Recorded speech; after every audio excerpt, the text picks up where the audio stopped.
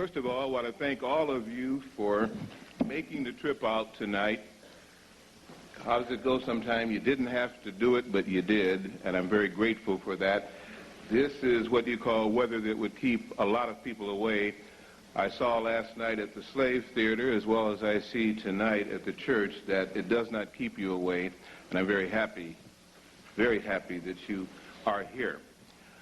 I want to thank Hatshepsut, some know her as Bert, for having contacted me and invited me to come to New York. I hadn't been to New York in 20 years, believe it or not. And when I came here before, it was part of an actors group, believe that or not. I've come a little ways, I hope.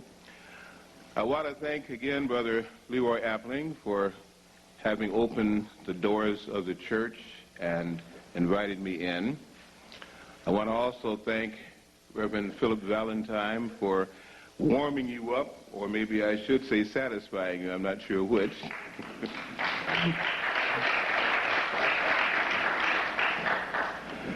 And I want to thank the people again at the radio station today for having had the faith to put on a person who's a little bit different and see what I could do during drive time.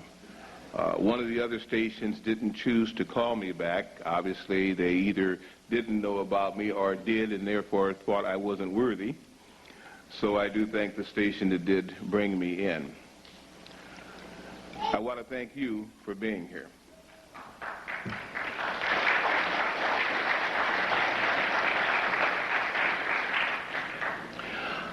I have studied the science of metaphysics for 42 years. I have taught metaphysical classes for 28 years. I also am a PhD in history, so I qualify, whatever that means. What I have found, and I do a lot of lecturing, I'm privileged and blessed to have people invite me to speak, and I love what I do. I wouldn't want to do anything else. And as long as you will attend, I won't have to. It makes me work hard, research hard, but one thing that has caused me a lot of problems, I try to tell the truth.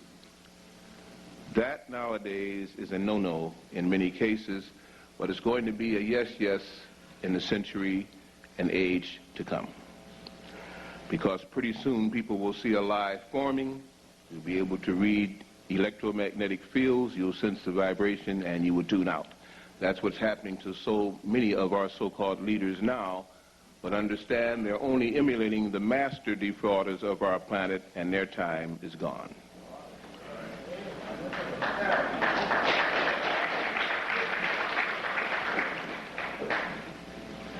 There is a statement, paraphrased, if I may, saying something to the extent that nothing is so inevitable, so decisive, so irrevocable as an idea whose time has come. Yes, I know that's not quite it, but you got my message. The idea that this is a time where things are going to change, that something is about, that things are not quite like they used to be, is a vibration that everyone is picking up. I won't attempt to duplicate what Reverend Valentine spent a lot of time with, because some of you may already be into mental science classes or into metaphysical classes, and I love metaphysics, but you just were exposed to at least a half an hour of it, and I'll add my bit as I see fit, but you understand the general idea, which I do agree with. I had a privilege in 1960, and I've always been a bright man, very egotistical at one time, and I thought I was smart. And I had a decision to make. The decision was whether or not to pursue a corporate identity and make what I thought lots of money, or to get into a research on something that I knew nothing about, UFOs. Now that's a heck of a choice, but it was a dilemma for 13 months in my life in which I was pretty much out of it. Now I don't mean I was psychotic. a little neurotic, which I still am. And I admit to that. I have deep neuroses because as I look at the psychotic activity going around for government and for social structures, I realize that I ought to be a little bit neurosed. But the decision I had to make was one that I knew was in my heart, one that had to be found out. I wanted to know if UFOs existed. And why was that such a plaguing idea? What did that have to do with a corporate identity? Because if they did, then everything that the corporate world stood for would be folly, because they told me that there were no such thing as UFOs. No such thing as government experimental craft. No such thing as subliminal mind control. No such thing as history being anything but the truth. They told me a lot of things. I found out later, all they told me were lies. I will tell you this now, and many of you have been exposed to some of the best historians on this planet, and I did not kid you, you have been, that if you take the history that's presently being taught and you turn it around, the ones in the school systems, you turn it around 362 degrees, is that right? You get closer to truth. We've been fed a lot of lies, and the lies are not coming home to roost. The lies have come here in the form of extraterrestrials who are now influencing our government. You see, when you lie enough, you draw certain things to you. The Trilateral Commission, I'm sure many of you are experts on that, the Bilderbergers, the Council on Foreign Relations. This new world order is really not new at all.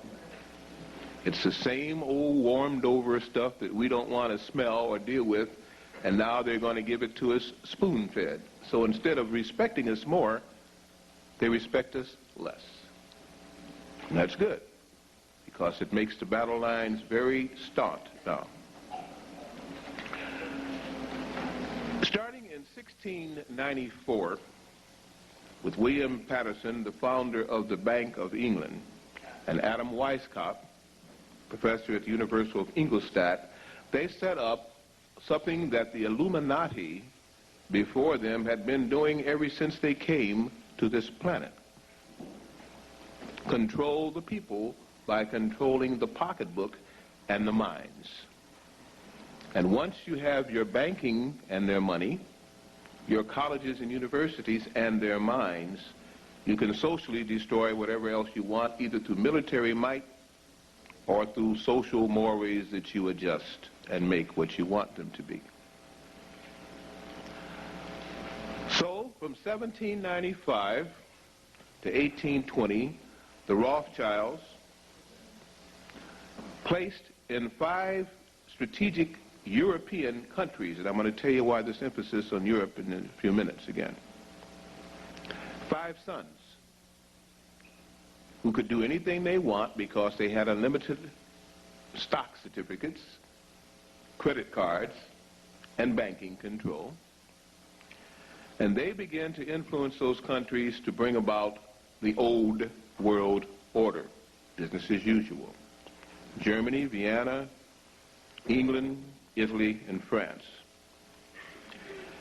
In 1906, at the Bilderberger Hotel, the Kuhns, the Loebs, the Rockefellers, the Warburgs, the Morgans, the Schiffs, the DuPonts, the elitists who live anywhere, spend anybody's money, and control everybody's lives, and have been doing so for so long that they think that their God continue to do what they had been doing. We are told we have to be citizens of a country in order to vote. We are told we have to be citizens in the country to have banking interest and withdraw funds and to pay taxes. But you see, these people pay no taxes, but they legislate what taxes you pay. They set up a Federal Reserve Bank, which has nothing to do with the United States government at all, and you've been living that lie and paying those taxes forever, and it's all illegal.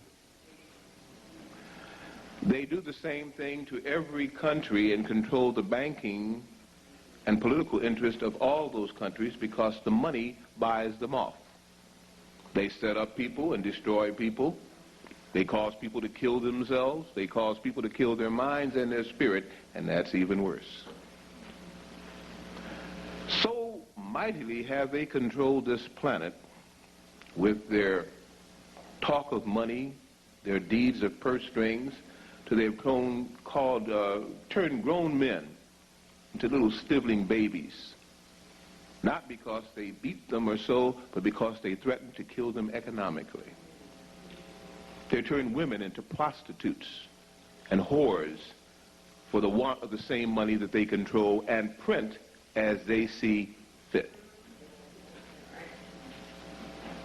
There is nothing wrong with our economy, that if you didn't have to pay back the international bankers, that's where the debt is. You'll never pay it. They can't retire the debt, Clinton lies, because the debt is the banking interest of the international bankers, and you've got more indebtedness than you had on the original principal loan, and it can never be repaid. That's a farce. The budget will never be balanced.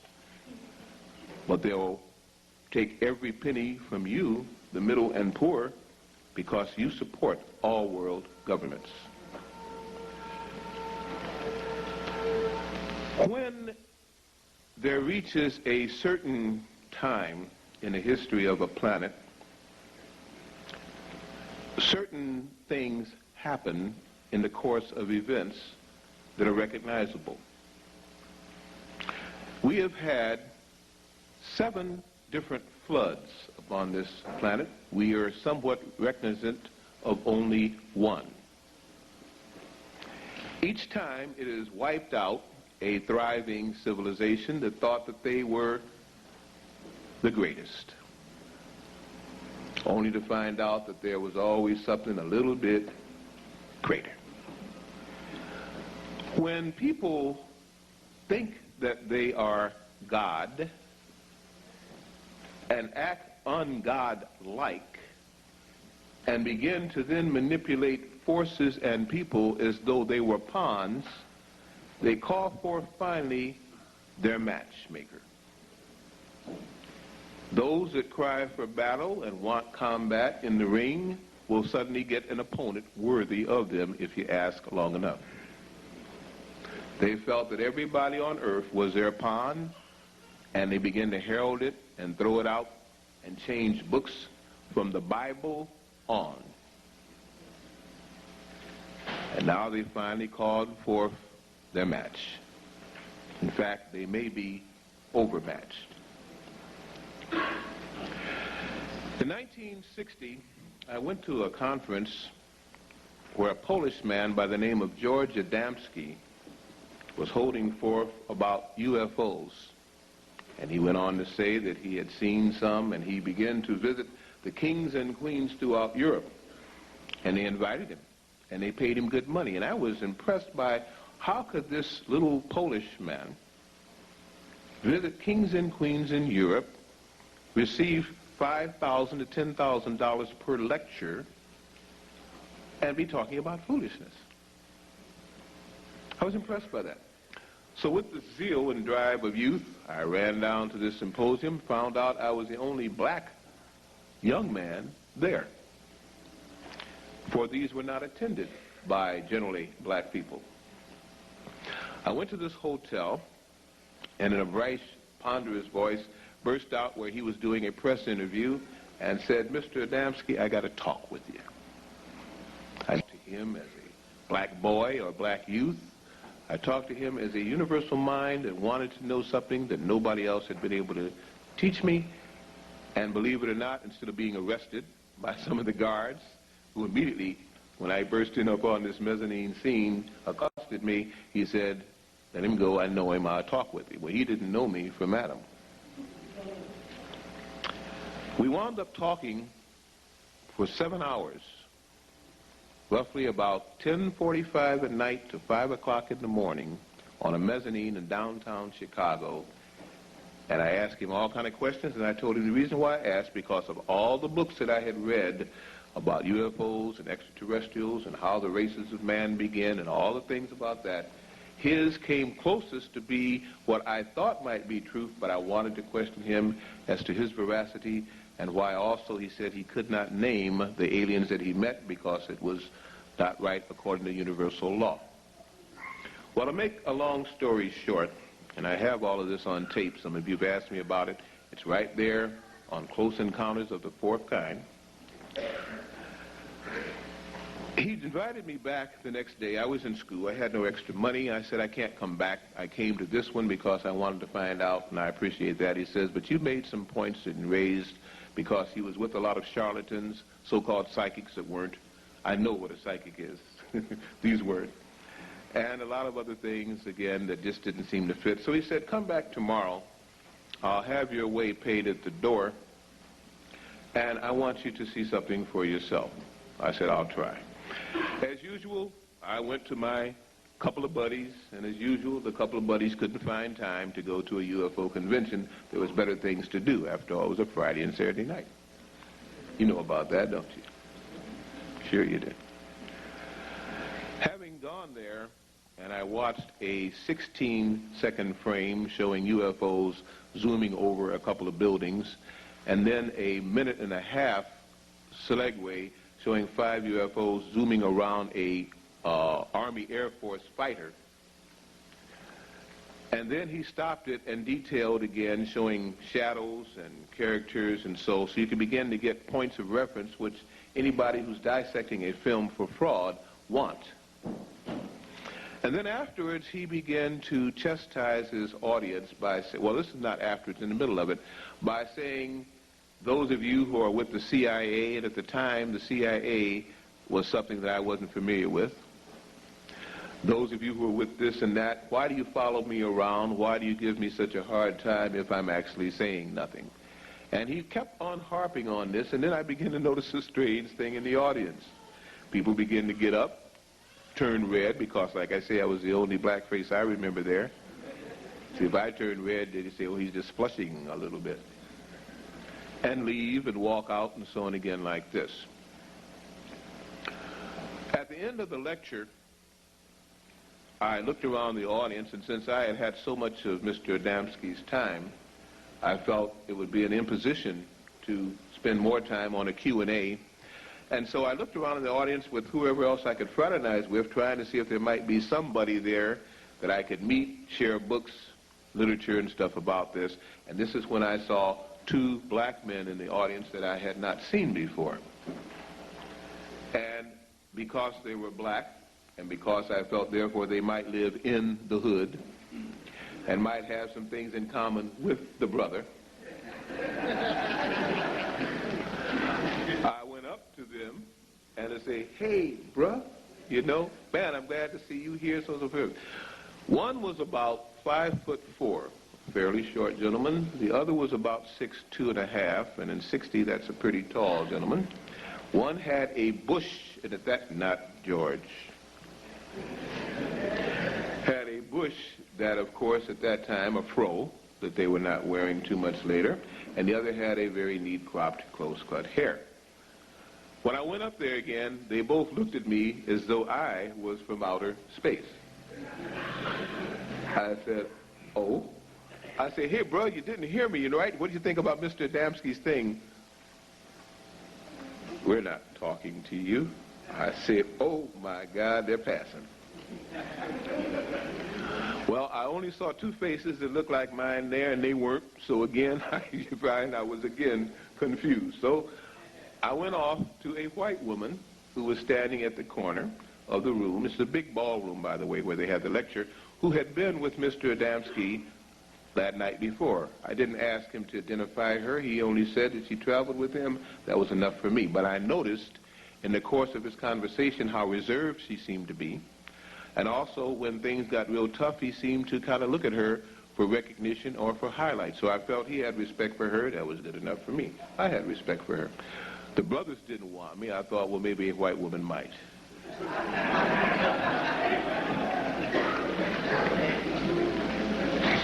I go over there. I smile. I say, is it okay to talk with you a bit? Adamski's pretty busy over there, so on and so forth. She says, fine. We start talking. And then I notice her looking distinctly past me. Now, you're talking. I look people in the eye when I talk. And I'm looking her right in the eye, and she's looking past me, and she hadn't done that. It'd be last night or the day before. I said, why is this woman doing this? So I'm looking, I turn around. Guess who's coming up? All two of them. The brothers. Here they come. I said, daggone it. Soon as I start talking to a white woman, here come the brothers. So I had a chip on my shoulder by this time again. I'm giving you exactly as it happened to me in 60 to get you to understand the vibes of what I'm going to drop on you. Here they come, and of course I said, well, I'm going to make this short. I'm not going to introduce them. But lo and behold, I turn around. She is nodding. They're nodding. She walks away. I am outdone. I said, now, come on. Enough is enough. I said, you're leaving? He said, yes. Okay, now I got my high pants on, my hip pockets up high, and my lips out. And I got jaws that are pretty tight. So they came over and they speak. I didn't say nothing. So he says, I came a long way to see you. He says, I know that I seemed disrespectful, but I was very intent, and I was told I was supposed to meet somebody, and the person I thought that I was to meet was one of the questioners up talking to Mr. George Adamski. I found out it was not. It is you. Hello. I said, You know, not now, bro. You had your opportunities. You don't step on me. You know, first time, shame on you. Second time, shame on me. Any rate, we finally got past that, and something just came over me and said, listen and learn, and listen to what the man is going to say. So I said, well, okay, you're here to answer any question I have? He said, yes. I said, yeah, and he's here to what, supervise it? I get very smart alecky at times, okay? He said, no, but he's here to observe. I said, great. I said, well, what am I supposed to ask? He said, you had a lot of questions last night, some of which Mr. Adamski couldn't answer, but you have none now. And I said, well, I hear what you said. I said, but if you treat everybody that you meet the way you treated me, then you have a pattern of ego that I might not even want to trust. He says, you are brash. I said, yes, I am. Then became an episode in my life that has changed my life forever, caused me to make a decision to go into metaphysics rather than into the corporate world, and caused me to voraciously study and meditate almost now on a daily basis, and I'm so happy it happened I don't know what to do.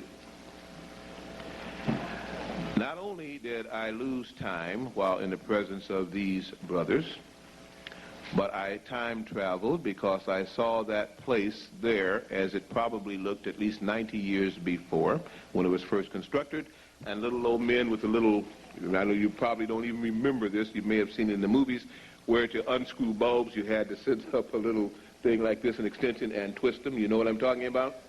Okay, saw all of this as I'm standing there talking to him, so on and so forth again. And one of the questions I had asked him was, what was time? And he says, well, you ask about time. And I said, yes. He says, well, look around you. And I saw all of this, and I said, well, I guess this is true. And I said, well, wow, all the people have left. This guy's turning out the lights. And then it hit me what I had said. There were at least 300 people in that hotel auditorium. And I'm standing by the doorway away from Adamski, who was, I guess, these 50 people were up there asking him questions. To get out of the hotel room, you had to come by where I was standing talking to these two men. I look around, and someone is turning off the light, but not by the means that I had just seen, and the people had filed out past me to the elevator down the hall, and I hadn't been aware of any of it. So I said, wait a minute, this may not be Oz, Toto, or is it Kansas? But still, in my brash self, I wasn't ready to accept exactly what was going down. So I still said, well, maybe we should move out to the hall.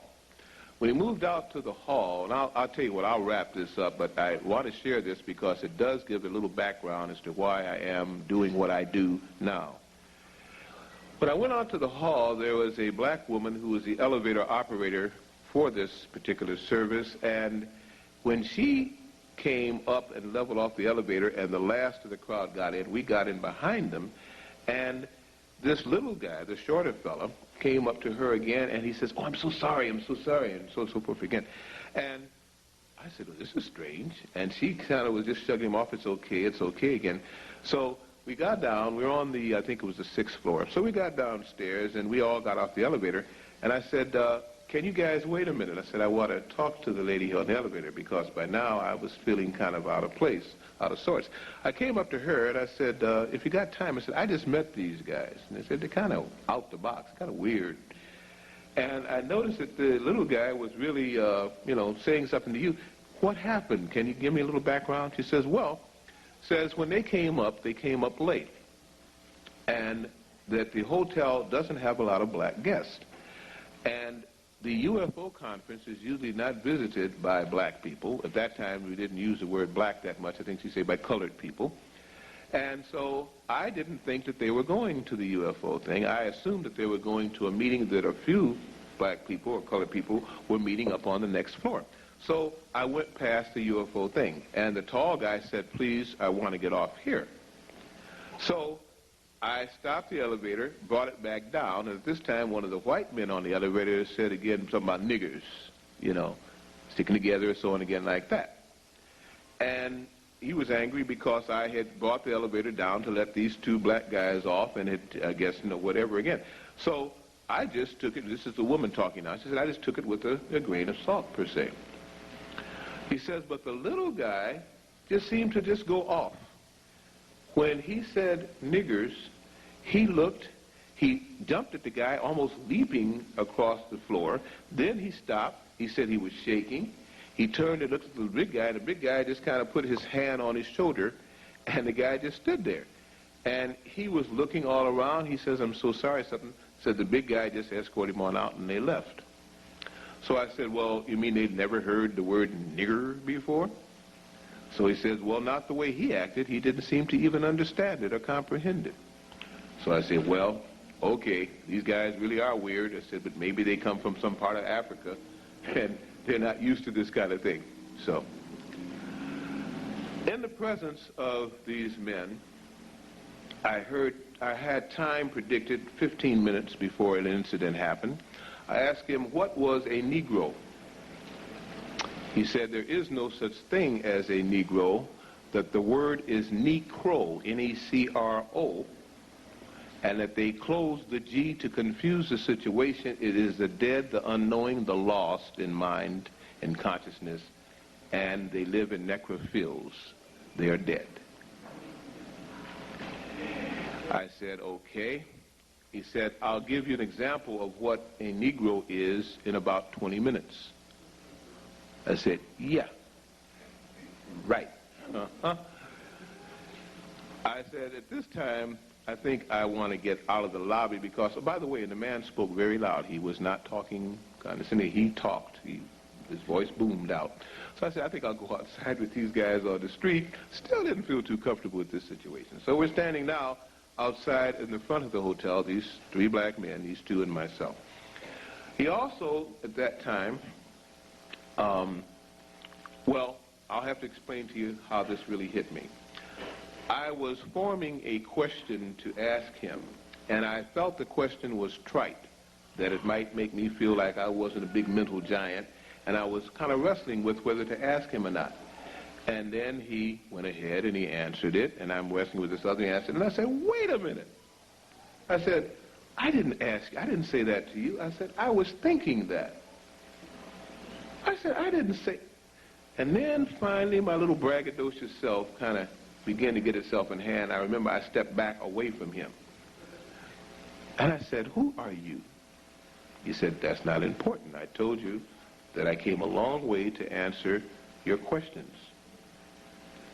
He also, as he was talking, and the little guy was with him, constantly kept hungry. He kept saying, when are we going to eat? When are we going to eat? Okay, that was all he seemed to know outside of don't call this woman nigger. Okay, those two things seemed to keep him pretty upset. So at this time, when I'm going through this, I hear a ho, ho, ha, ha, yeah, baby, yeah, man. So, well, here come the Negroes. And around the corner, downtown Chicago, the loudest thing on the street, probably with, I'd say, with the least money in the pocket, but the loudest mouth on the street, came the Negroes. Ho, ho, ha, ha, and the whole... I said, how in the world did you know these guys were going to come around the corner 20 minutes ago? He said, that's not important. Those are your Negroes. Dead, lost, unknowing. I say, okay. This time, he kind of looks at the time. Oh, I asked him, do you have the time? And he kind of looked at the time. When he did this, I jumped again. I said, what in the world is that? Like I pull up, I got a watch on my arm. I don't know what he had on his arm.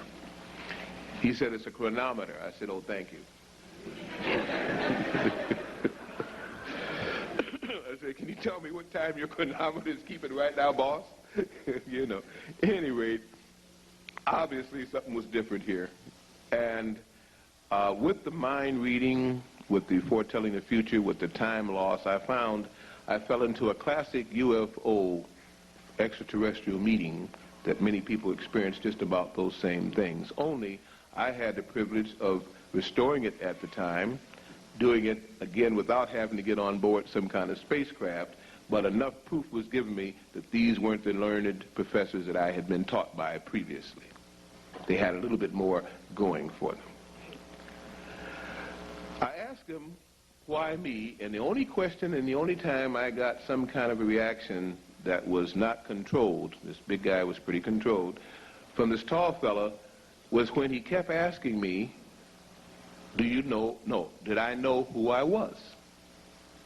I said, yeah, I'm DelbertBlair. And if he asked me that 4 times, I asked him 5 times. DelbertBlair, I done told you that. Okay? That seemed to disgust him no end, and it kind of bothered me because I thought I knew my name.